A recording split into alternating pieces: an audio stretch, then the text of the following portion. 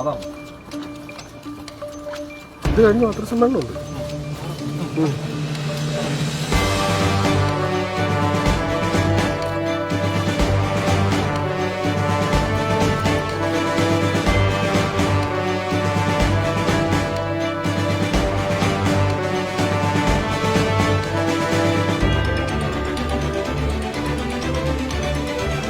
അവിടുത്തെ സൂപ്രണ്ടും അതേപോലെ തന്നെ അവിടുത്തെ ഭക്തന്മാരും എല്ലാം കൂടെ 3-4 മാസക്കാലമായി കൊടുക്കാതെ ഇങ്ങനെ നടപടി സ്വീകരിക്കുകയായിരുന്നു.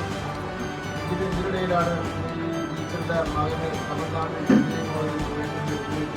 അവിടെ വലിയ കാശ പ്രശ്നമായിരുന്നു. അടയ്ക്കാൻ നോക്കിയില്ല വന്നപ്പോഴാണ് കുട്ടിയുടെ അച്ഛൻ ടീച്ചറുടെ അച്ഛൻ ആത്മഹത്യ ചെയ്യുന്നത്.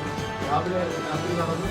രാവിലെ ഇങ്ങനെ കാര്യങ്ങൾ ബലപ്പെടുത്തി 5 മണിക്ക് റിപ്പോർട്ട് വാങ്ങി 5:30 മണിയായപ്പോൾ അവരെ 3 പേരെയും